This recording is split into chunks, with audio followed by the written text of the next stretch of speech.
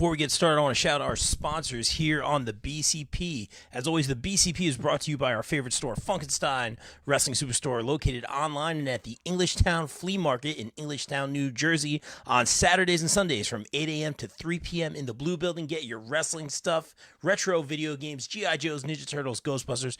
It's our favorite store. Thank you, Heather and Dan, for sponsoring the show. Please welcome in our new sponsor, Mania Club. Established in 2015, Mania Club is a WWE recognized community for fans with an eclectic love for both the world of professional wrestling and raising money for Connor's Cure. During WrestleMania weekend, we host the official tailgate of WrestleMania while also celebrating the life of Connor McCulloch. They're the single largest donor within the V Foundation for Connor's Cure with over $150,000 raised. Please donate and join the Facebook group over at Mania Club. Donate at jimmyv.org/Mania Club. The BCP is also sponsored by the No Gimmicks Podcast, the pro wrestling podcast that keeps it 100% real 100% of the time. The No Gimmicks Podcast is available wherever you get your podcast. Shout out Kelvin. Check out the No Gimmicks Podcast. We're also sponsored by our friends over at Global Wrestling Family. GWF is about inclusivity and celebrating a common love for pro wrestling amongst the fans and wrestlers.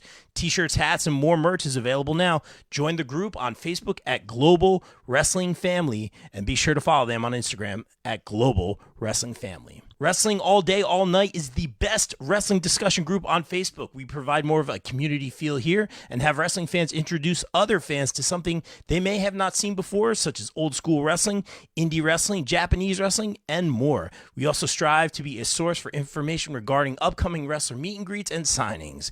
And remember, we're open 24/7, all day, all night. Be sure to follow on socials and join the group on Facebook at Wrestling All Day, All Night. The BCP is also sponsored by Warriors of Wrestling. Warriors of Wrestling proudly presents Intergender Warfare. It's going to be at St. Finbar Catholic Church, 1839 Bath Ave in Brooklyn, New York, Friday, November 10th, featuring Miranda Elize, Taya Valkyrie, Zaire Brookside, Giselle Shaw, Darius Carter, Vicious Vicky, and a whole lot more. Get your tickets now at warriorsofwrestling.com, and don't forget to subscribe on YouTube. Please welcome in our new sponsors, the Sweet Chin Musings podcast. Sweet Chin Musings is the creation of the reigning, rarely defending, highly disputed champion of wrestling podcast, Mr. Perfect Mike Mueller, and his tag team partner in crime, Luke Kudialis. SCM focuses on the in-ring products of WWE and AEW. No dirt sheet rumors here, as well as backstage news, predictions, and analysis of characters, storylines, and major pay-per-views. Old school fans, don't worry, we have you covered too with a look back on classic matches, top 10 lists, and interactive tournaments that let the fans decide who is truly the best of all time. You can find us on Facebook at Sweet Chin Musings, and be sure to check out the podcast on all your favorite podcast major streaming platforms. Let's shout out our new sponsor for the podcast, R Wireless Delran in Delran, New Jersey. Expect the best. R Wireless in Delran has all your Verizon wireless needs. Located on Route 130 in the Target Shopping Center in Delran, New Jersey. And of course, guys, be sure to ask for our guy, Wayne Keener. Thanks to our new sponsor, John Septic Service. John Septic is your family-owned company for all your septic needs in the northern Baltimore area for over 50 years. Give them a call at 410-272-2317. Guys, remember, a straight flush always beats a full house. Thank you, John Septic. Guys, I want to give a big shout out to our new sponsors on BCP Plus and the podcast, our friends from the Front Row Mafia. JVD, Cleary, Randy, and Total Tom make up this group of the best pro wrestling fans out there, supporting everyone across promotions. Join their Facebook group over at Front Row Mafia Indie Wrestling Junkies for the latest in their pro wrestling adventures, custom art, wrestler highlights, interactions, fan discussion, and more. On a personal note, I want to thank the boys for their friendship and always supporting myself, Vicious in the Town. Thank you, fam. The Front Row Mafia. We also got to shout out our new sponsors, the United States Department of Nerds, the USDN Podcast, a podcast presented by Dat Feeling Podcast Network, LLC.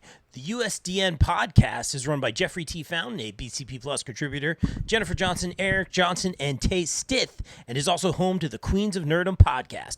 USDN podcast is a safe place for all nerds where they can come to be entertained, learn, and embrace debate. USDN prides itself on being by the people, for the people, and of the people. Here at the USDN, we strive to bring you the best content we can find where it comes with the USDN seal of approval. We always strive to give you factual data, and if it's a rumor, we'll always preface it with the rumor alert before dropping the freshest info. However, once those rumors are proven true, you can bet your money we at USDN are slamming the stamp down and giving it the USDN seal of approval. Hit our links on social media for all our merch. This ad is USDN approved. Yo, listen, Platinum on the mic, and I'm coming for your ass. I'm listening to the Bob Culture Podcast. And I think it's the hottest show in the game, because them and everybody loves the Acclaim. Now, scissor me. All right, ladies and gentlemen, welcome into a premiere episode of the BCP. Ladies and gentlemen, excited to welcome in the co-founder and chief content officer himself of Premier Streaming Network, the 2022 winner of the International Academy of Web Television's Best Host Award, lead commentary over at WrestlePro, multiple-time #wrestling fashion winner. The list goes on and on. Our good friend, Mr. Josh Shernoff. What's up, sir? How are you? Applause track. Hey. Oh, yeah. Plus, I like the lead announcer at WrestlePro. That puts Dave Sturcio in his place. He's... I didn't know if I wanted to go there, man, but there was some tension between you and Sir. I mean, should we just get into it, man? You suspended him for a show. There was some tension after the showcase. It was heartbreaking to have to do that, but I'm very. I then lifted the suspension and offered for him to come back, and he just stayed home and watched this awful football team. What the hell are they called? Cowboys. That's what it was. Ugh. Yeah, this little rinky-dink team, and he stayed home and watched them. But I'll be at WrestlePro this month, back with Sturcio, and I will do what a professional does, and I will, in between, when we go in intermission, that's when I will check to see how the Eagles are doing. No, not you. I thought you were going Giants, bro. Oh, it's terrible. It's terrible. No, all right. Well, thanks for a few minutes. Giants. That's fair. They're having a rough one. Yeah. Eagles look good. My dad's an Eagles fan. They look good. We did the tour of the stadium. If you ever get a chance on the off season, do the tour. It's beautiful. Football teams aside, man, I don't want to bury the lead here, Mr. Shernoff, and thank you again for the time, man. But we do a little something on the show here called Wrestling Fashion, and you have time after time with these suits, man, especially at the showcase. The logo encrusted, bejeweled, bedazzled, whatever is on the back, on the front, goes with the white suit, man. Tell us about the fashion, man. We always appreciate style here on the show. So did I win something? Is this... You got a social media shout out, essentially. We're not in Premier Streaming Network territory yet. Yeah. No, that's fine. That's fine. I guess, what do you want to know about the fashion? As a persona too, man, you're doing commentary, you work behind the scenes. Obviously, you dress, you're the top guy over at Premier, man, but the fact that hey, this is going to be a statement of me. It's a big personality because I believe you've been involved in the business for some time. Yeah. So what happened was, for years and years, I wrestled. I started wrestling, got 24 years. I was 15 when I started wrestling. But I didn't know how to get ring gear made, like real ring gear. So I would order from a catalog where I would get amateur singlets and stuff for tournaments. Yeah. Amateur wrestling singlets. And I would get those singlets, and I took them to a local airbrush place and got them airbrushed, and that was it. And as years went on, I then had professional gear made and everything.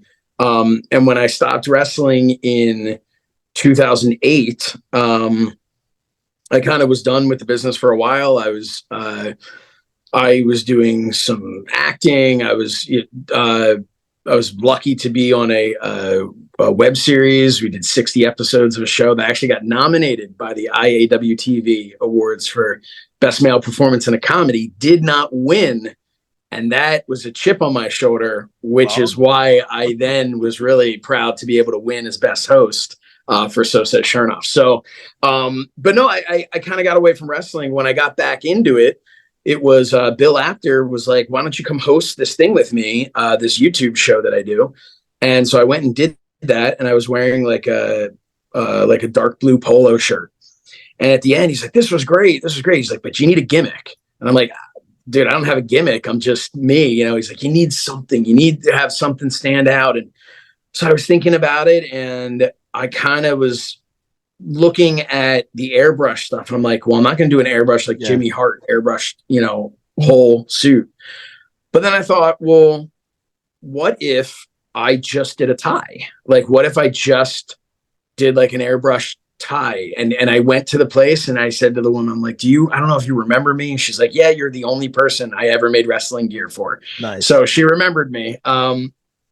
And her name's Renee, and she's been making my ties ever since. And when it came time for like the bedazzled suits and stuff like that, that was actually Starrcast 5. I had a tie to look like for Ric Flair's last match. So I was a backstage interviewer for Ric Flair's last match.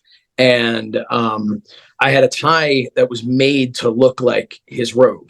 Because I had produced the press conference a month prior in Nashville. And when I was there, I saw the robe. So I snapped a picture of it. I went to Renee and I said, can you make me a tie that looks kind of like this robe? Yeah. He did an amazing job on it. And I showed up and I showed it to Rick Michaels, who makes a lot of the guys' gear and makes Rick's robes now. He made that robe. Wow. He makes Charlotte's robes. Wow. And I showed it to him, and he's like, oh my God. He's like, that's amazing. Like, he goes to the guy he was working with, and he's like, hey, do we have any leftover not sequins, what were they? Like rhinestones. Any leftover rhinestones from the robe? He's like, yeah, we have some, And he's like, do you want me to add some like rhinestones? Like we this robe? I'm like, that would be amazing. So literally backstage at Ric Flair's last match, he's gluing on these rhinestones that were just leftovers that did, when they ran out. And that was super cool. At the end of the night, I thanked him, and he comes to me, he goes, hey, come here for a second. And there was a little loose purple rhinestone on Rick's robe, at like the bottom of his robe. And so I took a picture of it, and then took a picture of, he took it off, had it in his hand. I took a picture of it in his hand, trying to get as much like proof, right? And now that tie that Rick signed for me, actually there's like one of the flowers in it. The middle flower is a purple rhinestone from the robe, actually worn to the ring at his last match. Rhinestone was taken off the robe and put onto my tie. So that is like the centerpiece of my collection. The most bizarre, like, it's a one of one, right? It's used on pay-per-view. It's got a piece of a ring used entrance attire. So all of that was really cool. But as far as the rhinestone stuff, so Rick Michaels said to me, he goes, if you ever want something flashier, like a flashy jacket, like kind of like, think like Bobby Heenan, he's like, I'd love to do that. And I thought, I've been doing this heel commentary stuff with WrestlePro, and I'm like, maybe that would be kind of a fun way to differentiate when it's just me as like a real reporter, or it's me showing up for business or hosting things, versus me, the heel, commentator. The heel commentator can have the bedazzled logos and the So Says Shernoff on the back and stuff like that. So that was the kind of the genesis of that. And my first four jackets that I had made were by Rick Michaels. And then Renee made, the one who does my tie, she made the showcase, the white suit. So it was awesome, man. Thanks. Yeah, it turned out really well. I just thought, I'm like, what could be more obnoxious than the week after Labor Day to wear all white? Yeah. Right? No white after Labor Day. So I'm going to wear complete, neck to toe. My shoes were white. Like it was it was fun. It was a lot of fun. So, and it was amazing. Guys, again, go back, watch the Wrestling Showcase on Premier Streaming Network. It was an amazing event. You took a bump in that, at least one bump in that suit as well. So I watched that go down. And I had known you mostly from WrestlePro and the commentary, man. I got to meet you and work with you briefly at StarCast. It was good to get to know you a little bit better. Yeah. But then I saw you perform at Wrestling Showcase. We did the press conference. I'm like, this guy's like really, and I'm not just saying this because you're here. I'm like, this guy's very good. And when you were in the ring taking the bumps, I'm like, that was pretty good. Like, you know, and then you had gone on to say at the press conference that you had wrestled, and you mentioned it here. Tell us a little bit, not to be cliche here, but what made you want to be an in-ring performer as to oppose now the production and the commentary and whatnot? I mean, I just grew up being an enormous wrestling fan, and I saw myself as my favorite of all time is Bret Hart. And I think part of it was going back to even the Hart Foundation. I'd see him next to Anvil, and next to Anvil, Bret looks smaller. Next to Hogan and Warrior, Bret looks smaller. And in my mind, I always thought, like, okay, so I could be like a Bret Hart size guy. Now, in reality, Bret Hart's like 6'1" or something, and I'm 5'8". So I didn't quite reach the height that I had hoped. But I think I was just enthralled with that. And then as time went on, I launched my own promotion when I was 15 years old. I tried to create like a little league of pro wrestling, and it worked for a while until the State Athletic Commission shut us down. And then I had my own promotion again as the youngest promoter in Pennsylvania history. And I ran shows and I wrestled and I trained at the Wild Samoan Training Center. And I actually just saw Alpha the Wild Samoan for the first time in to 15 plus years or so, and which was just so amazing to see him. And he and I have been in touch since then. And obviously his I know his son works with Premier and with Battlefield Pro Wrestling. And I then went down to OVW. I trained under Nick Dinsmore and Rip Rogers and Al Snow. I never trained in ring with Al, but I think the best training I got was sitting next to Al at all the house shows. I'd help set up the ring, and then I would sit next to Al and I'd watch all the contracted guys. And then I'd be in the car. I'd drive with Drew McIntyre and Wade Barrett were the guys that I drove with. So you're sitting there, you're talking to them, and they're talking about going over their matches, and they're still relatively green at the time, but I'm just soaking it all in and learning everything I could from guys like Al. And it was an incredible experience. And then WWE left, and I've been dealing forever with neck issues and stuff. And I have herniated discs and degenerative discs in my neck, and I have fused C2 and C3 vertebrae in my neck. And so it kind of came to a head in 2008, the end of 2008. And I decided I'd take a break from wrestling. And then, like I mentioned before, that web series opportunity came up, and my real job that I had in commercial real estate. I went in and worked in a family business, and it was, my brother and I ended up taking over the business, and it was just, and I got away from wrestling. I just never went back. And so for me, in a lot of ways, all these years later, like I said, I got back into it with Bill Apter just saying, hey, come hang out. And I realized I was good at interviewing people. And from years of doing other stuff like the web series and like independent films and things like that, and working behind the scenes, I had gotten to a point where I could produce these segments by myself. And I think, I went and worked at Fight, and they finally smartened up and realized, like, hey, we don't need to hire a whole crew. This guy can kind of just do it all himself, which was definitely cheaper for them. And, but that's what happened. So I started producing things. And then during the pandemic,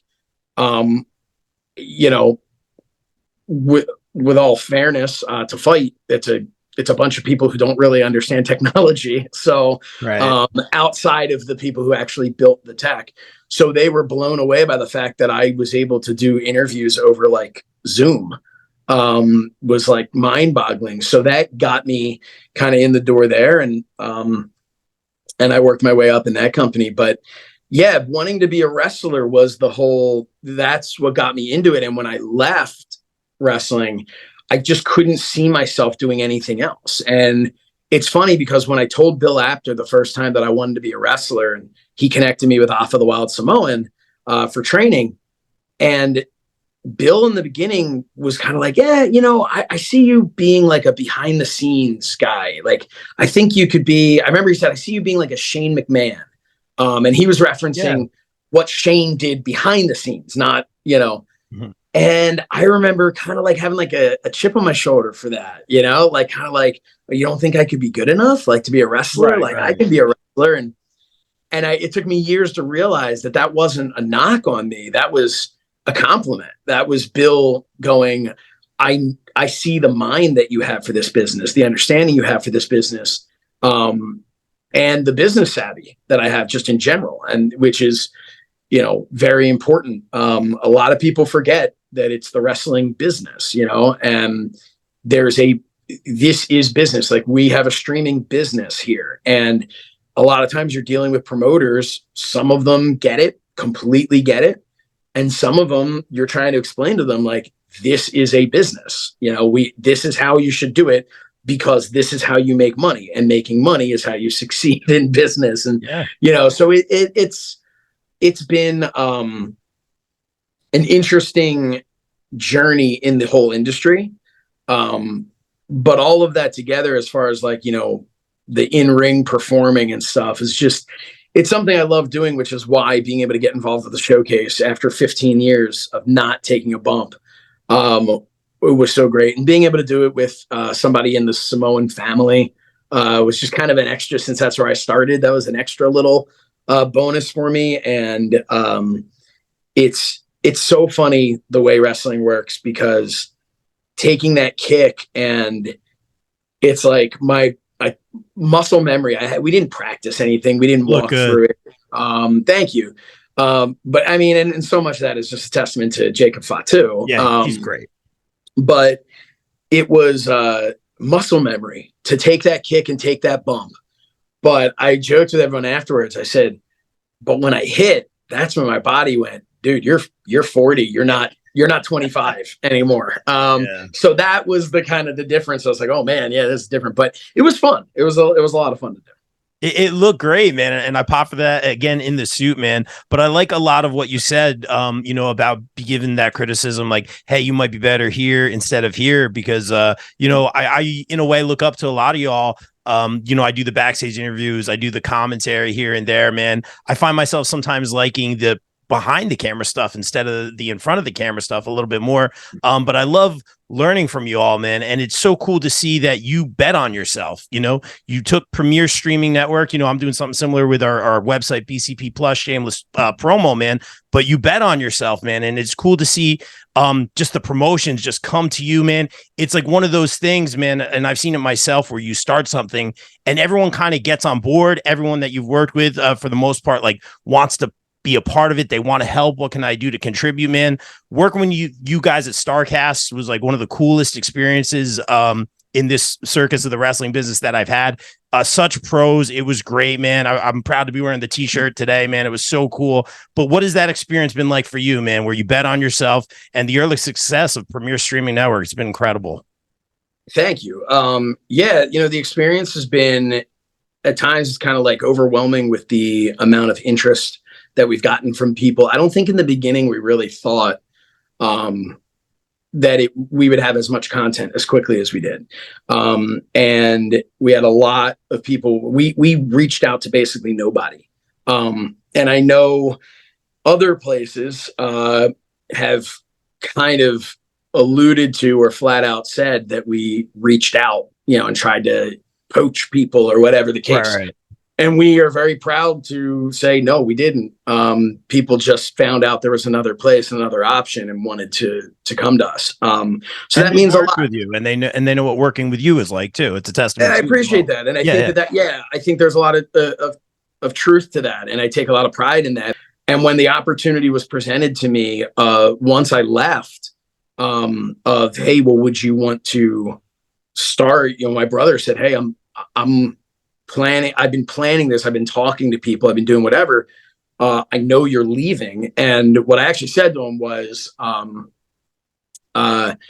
done on whatever day it was, is when my deal's done. I put my notice in. They asked me to stay a little longer. So I said I would. But starting, I guess it was like November 1st, then we can talk. Let's talk then, And that was super quick. And we put things together. We had our first conversations November 1st. My brother had been having his own conversations and planning to launch this, but and part of that came from just him being, when we did the first wrestling showcase, him as a promoter, working with Fight. You'd think it would have been extra good for him because I was director of programming there. But when he saw the complete lack of support and how some people there went out of their way to not support, it was a very negative experience. And that's kind of what launched his idea of just like, if this is how promoters are being treated, this isn't right. And we're going to find another way. And we're not going to allow them to just have a monopoly over this, which I think is important, I think, in business in general. And, we started this up from November 1st to launching in January 15th.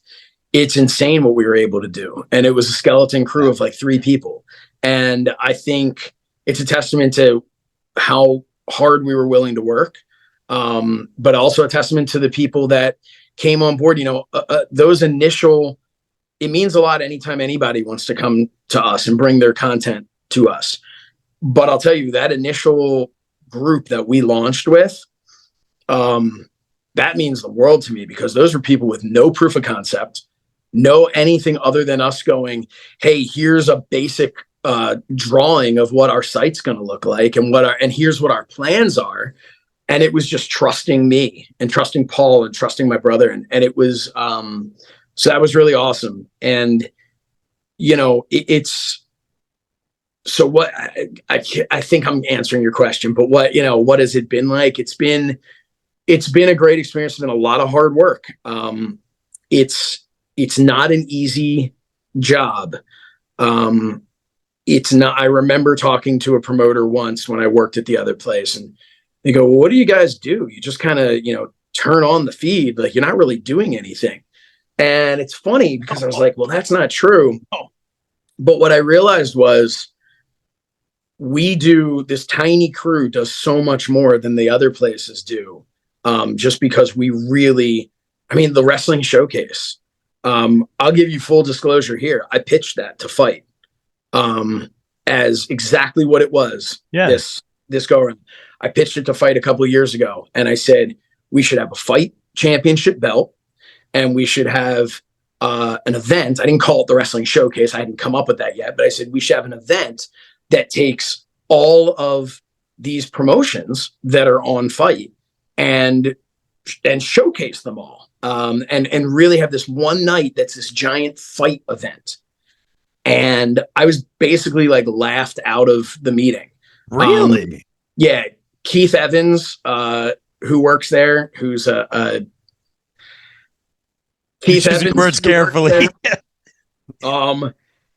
Could not understand, why would you want a belt? Why would you want a belt? And then, but he couldn't understand a lot of things. So it pretty much, we were planning this, trying to put this together. And then they very quickly were like, no, you guys are, we're not going to do this. It's not, nobody wants this. Well, I can tell you now, having done this with Premiere, the promoters loved it because it showed that we were investing in them. And that was my point. The reality of it is, you have to show your promoters that you care about them, that you are invested in them. unless you don't care about them and you're not invested in them, in which case then you don't have to put on an event like that. You don't have to feel like you want them to feel important. We want them to feel important. They matter to us. So that's kind of the, but yes, it was a lot of these. I had a lot of ideas that were shot down left and right. And so it did become a time where I was like, well, if I think I'm so right with this, put my money where my mouth is. Yes. And, the only way you can really prove, hey, I was right, was to actually do it. So, Premiere in a lot of ways has kind of been this proof of concept to ourselves of just, we knew that could be done better. We knew it could be done correctly. We knew it could be done in a way that benefited everybody. And we've proven that. And I'm really proud of that. You absolutely should be. You said a couple great things, man. First of all, I can't go on and on about how the wrestling showcase was great. I love it when, everyone has heat with people. Even the podcasters have heat at this point, but everyone has heat with everybody in wrestling. But I love when companies build bridges instead of tear each other down. And I love the concept of the wrestling showcase. That's why I was very confused that people wouldn't get it, man, because to me, it was brilliant. You had the title. Cardona got it. We'll talk about that. That's another story for another day. He earned it. Here we go. I was there. I sacrificed my body, my soul for Matt Cardona. Here we go. The guy's brilliant. But that being said, I digress. You mentioned production, and you had a great point because people are like, "Oh, don't you just hit the feed?" I've worked, and we got to shout out GPW. Fantastic. I've learned so much from them. Getting to work at StarCast, we drove the equipment. We got there. We didn't go to the hotel. We set up, went out to dinner, set up, show. It was awesome. It was legit. This is not a knock on any indie or anything like that, but just very super professional. Great working with the talent, man. I got to work for you guys. I got to work for Conrad's team. Every talent that I worked with said, yes, what do you need? Watch Premiere or watch StarCast on Premiere. Every single AEW talent, every single one said yes. It was an incredible experience, man. The Mikey Ruckus panel was phenomenal with the music. You hosted that one. Even when Jeff Hardy, when he was, dude, it was my favorite part. When Jeff Hardy was performing, you could almost see like tears in his eyes because he loves music so much. And that's what he wants, and he's now out there performing. He had that electric acoustic version of Obsolete. It was so cool, man. Could you just tell us about what it meant to get the tap on the shoulder to do StarCast and what that experience was like for you? Yeah, so I was actually on vacation. It was the first vacation I had taken in a couple of years because I never took a vacation while I was at Fight. I tried to take one and I ended up working every single day that I was there. Ironically, editing the previous StarCast. But I'm on vacation and again, kind of working every day because that's just kind of, can't really blame Fight. That's me. That's my mentality. Right. I get it. So I'm working this past summer while I'm on vacation, and I go to my brother and Paul and I said, all right, hey, I'm on vacation for 2 weeks. I've worked every day the first week. And they kept telling me that, dude, just take vacation. Just go, relax, enjoy your time with your family. But there's work to be done, right? We have a business to run. So I said, all right, you know what? Everything's kind of in place. Events are where they are. You guys got this handled. I can take a week. I'll take a week. And about 2 hours later, I get a call from my brother. Hey, Conrad just texted me. And, would you guys be interested in doing StarCast? And so, the rest of my week is pretty much working on that. And it's great because I'm on a call with Conrad. I'm like, hey, man, what are you up to? Oh, I'm sitting here. I'm on vacation. Yeah. And he's like, what are you doing? I'm like, I'm sitting here on vacation and we're just working. And it's a mindset. And that's it.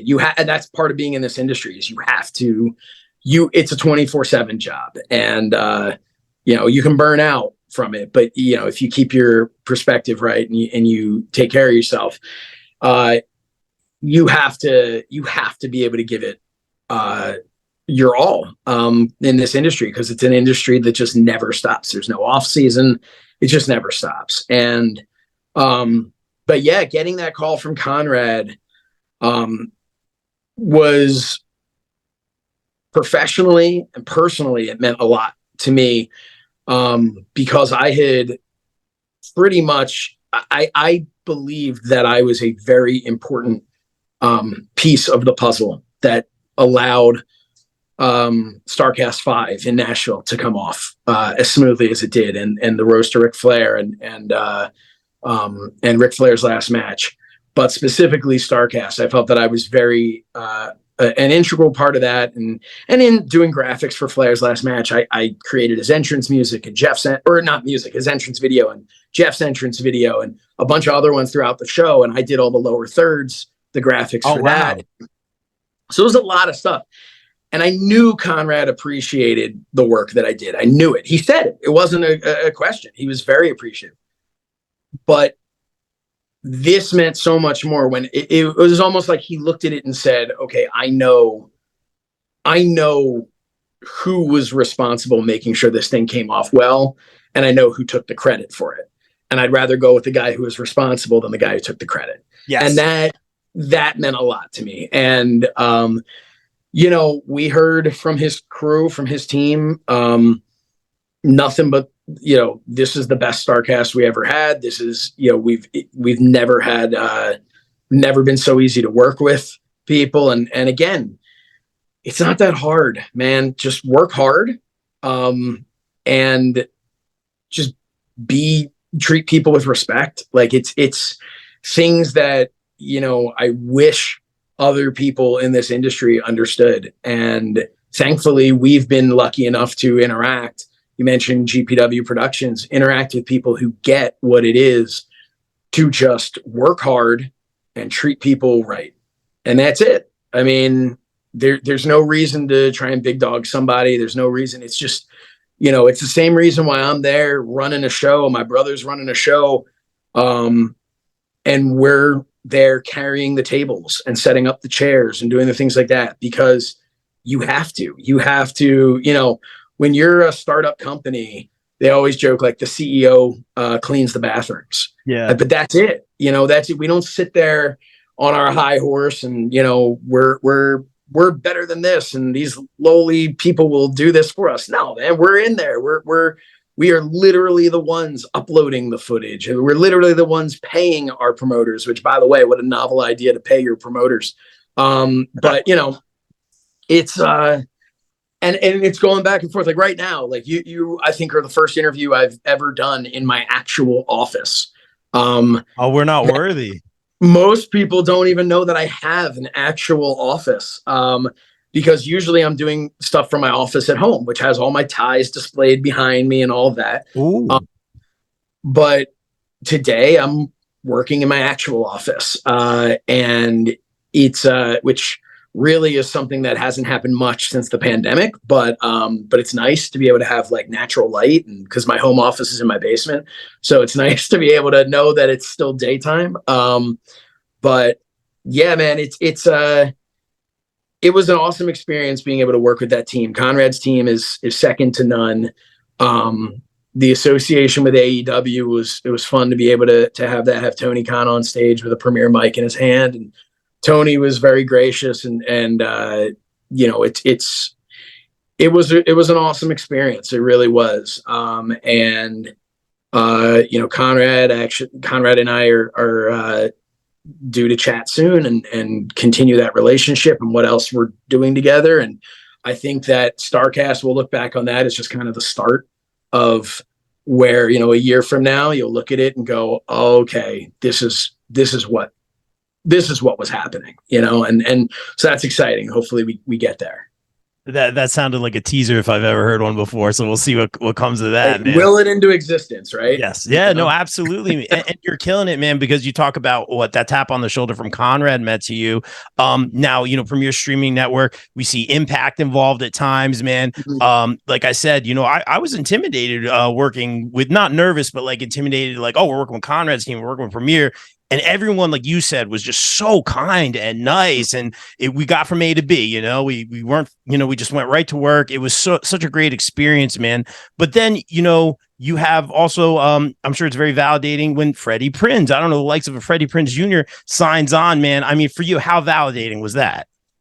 That was awesome. That was something we originally, Freddie was talking to my brother about after the first wrestling showcase event that we did. That was just a tournament style thing.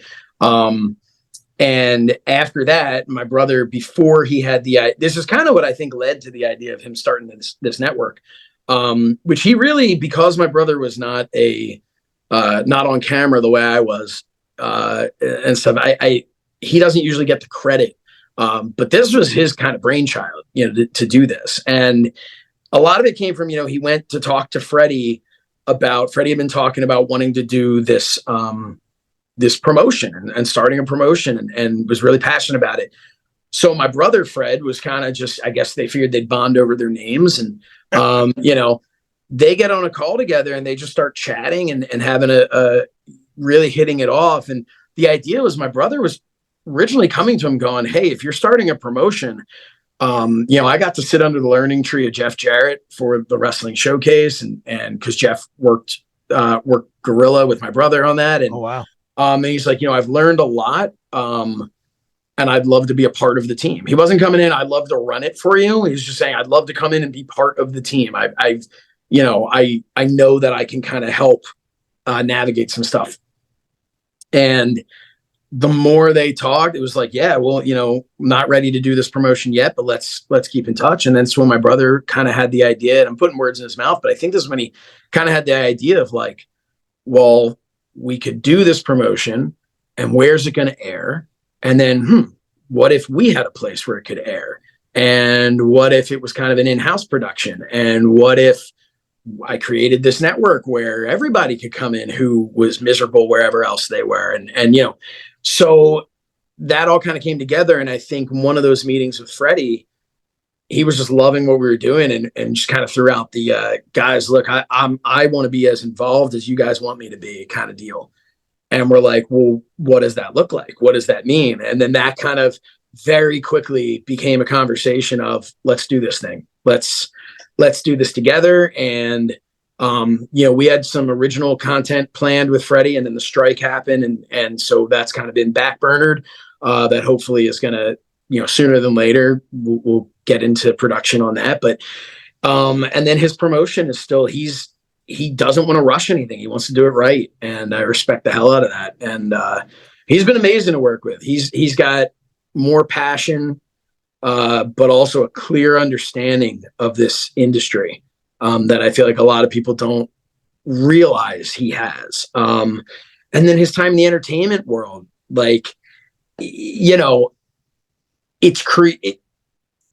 understands entertainment separate from pro wrestling. Right.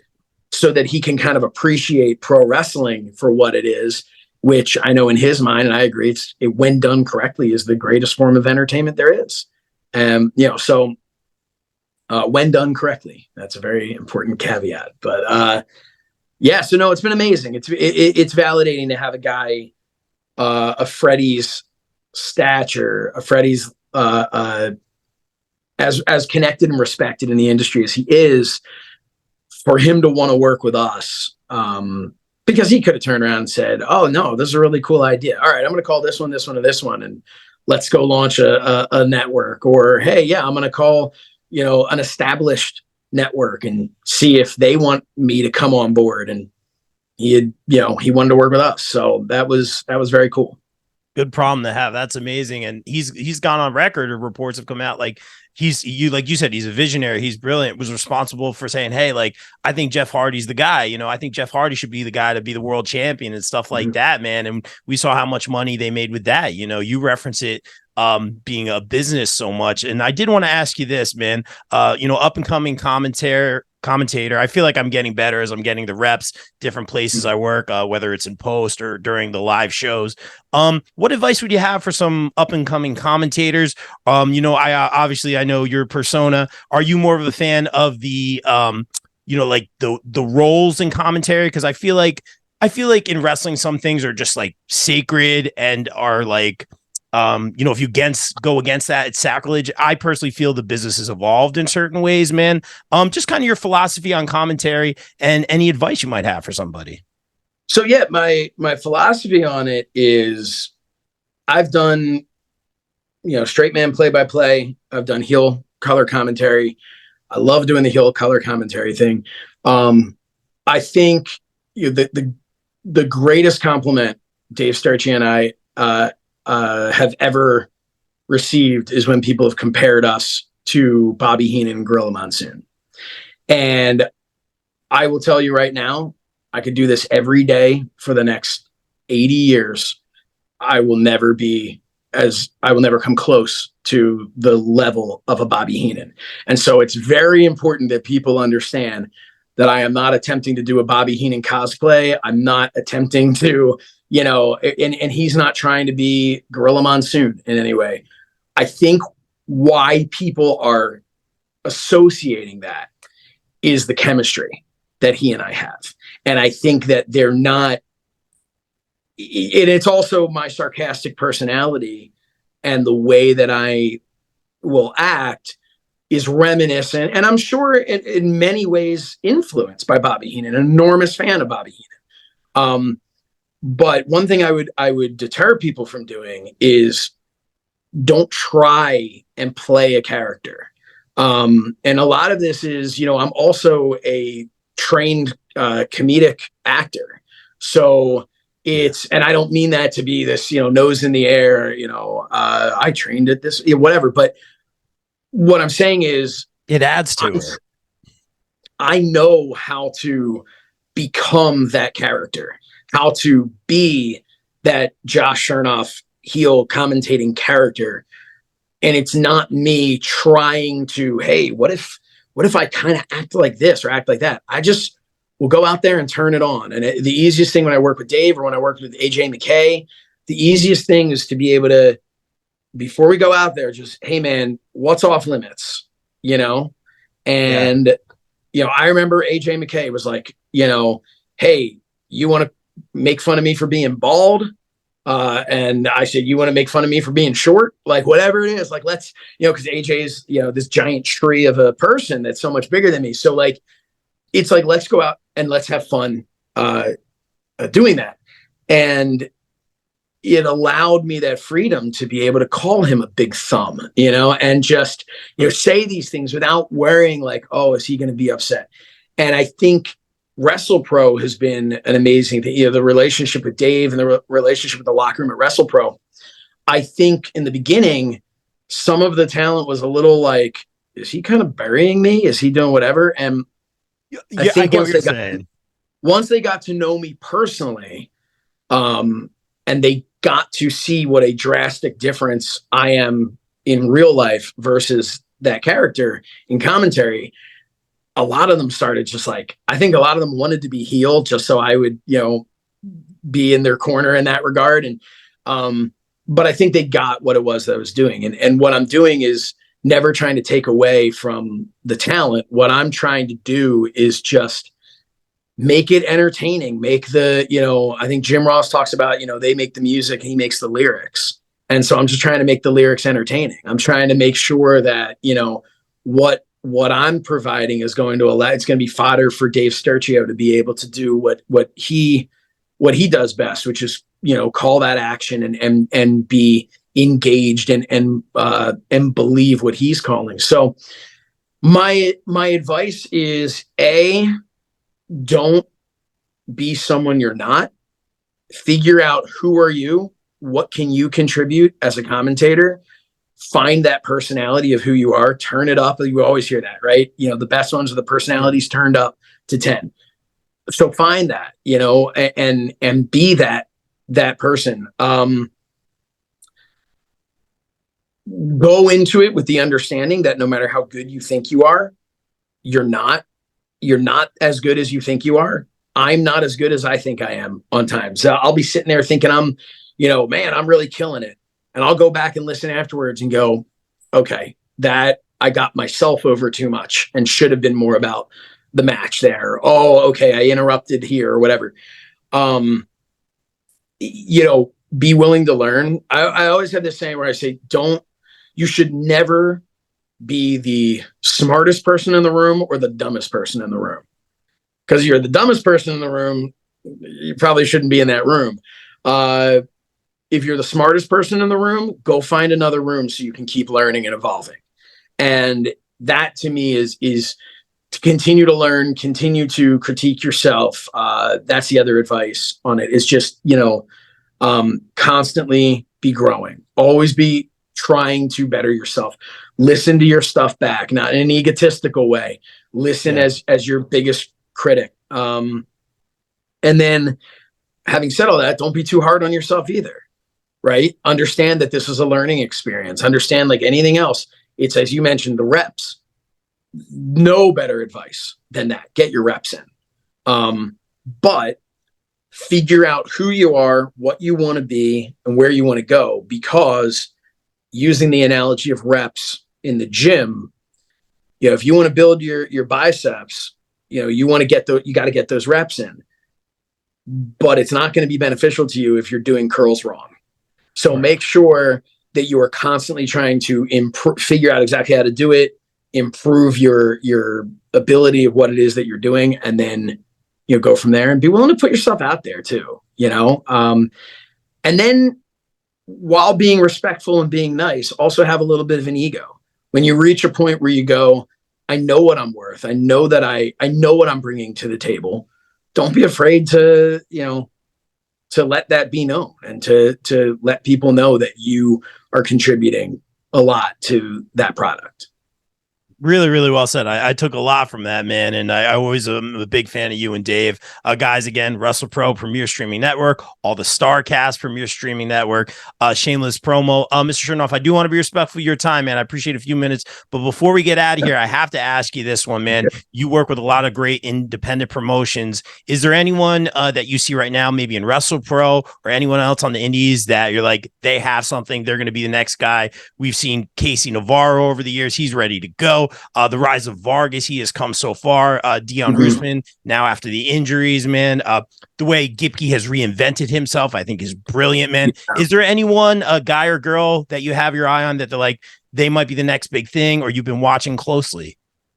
So there's a few of them. I will say Danny Moff has created this group in WrestlePro that I think there's guys. The first time I saw Victor Benjamin, the Savage Gentleman, the first time I saw him in the ring was at a WrestlePro show. He was doing one of their pre-show, dark matches. And I was just like he caught my attention. And I'm just like, this guy has something. I felt a very similar way when I saw Trax, when I was first doing commentary, and was just like, this dude has something. And it wasn't clicking. Something wasn't clicking, right? And now that group that they've got there with the two of them and Moff and Sean Donovan, and kind of bringing that Sense of Slaughter group back. I see a lot of potential there for them as a group. I think a guy like Moff, and not just because on air, we're best buddies, but he is just untapped potential.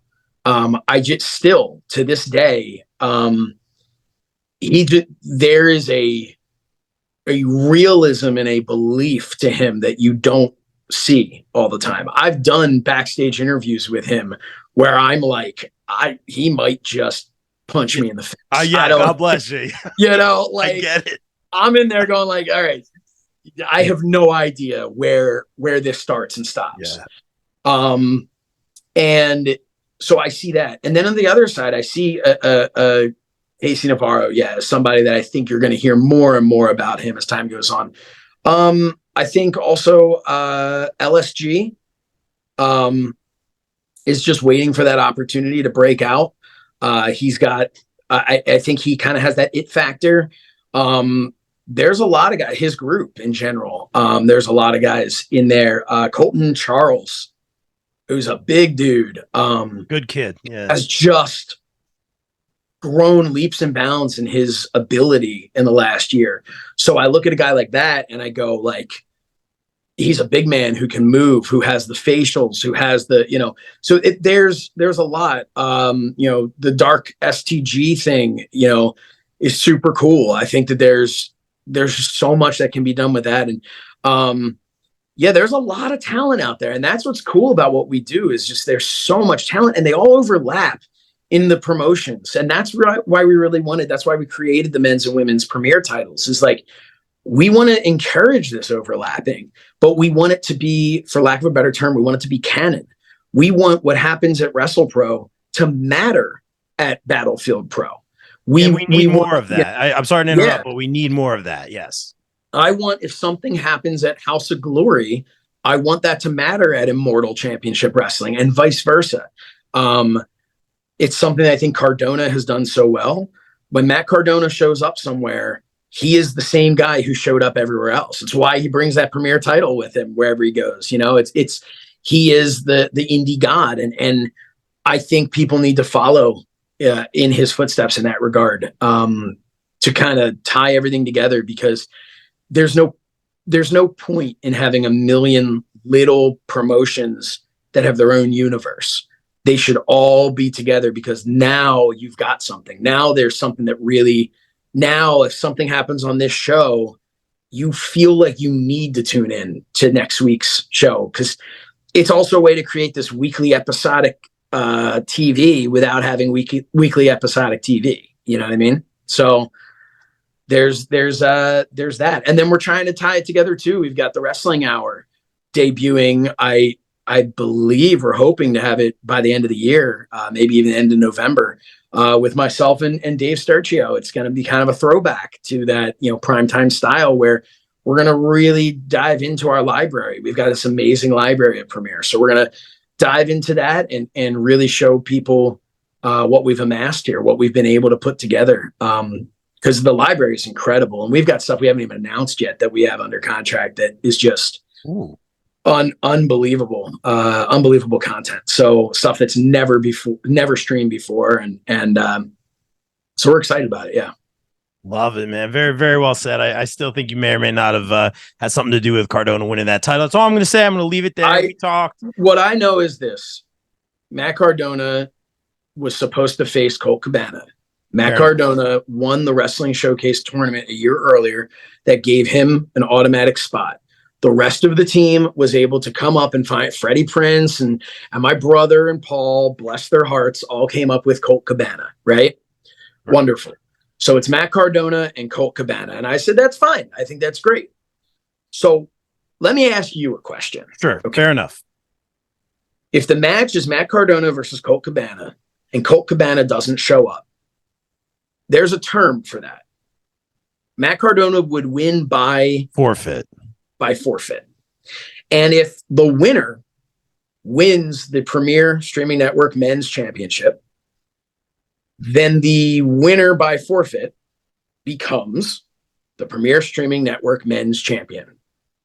All I'm saying is, while I get that my brother's thought process was, okay, we need to make sure we give something to the fans who paid to attend and paid to watch.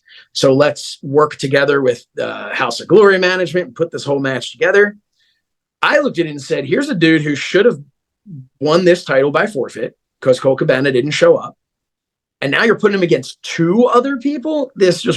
And you're making him defend his House of Glory championship, which he was not prepared. He trained for Colt Cabana. He didn't train for Charles Mason and Jacob Fatu. I mean, come on. These are completely different. Would you train the same way for a one-on-one with Colt Cabana as you would for against those other guys? So I looked at it and said this wasn't fair. And when I saw the referee doing just a terrible job, I tried to get out and give him a talking to and just try to say, like, hey, man, you really, out of respect to all of these fans, you owe it to them to do a better job.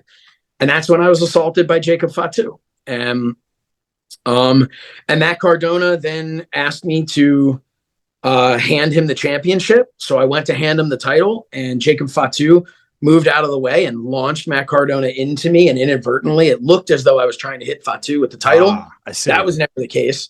And so I hit Cardona with the title, which was heartbreaking for me to see that happen. I never wanted that to happen to him. And then I turn around to try and excuse myself to go back to the announce table, and I get kicked in the face by this giant Samoan.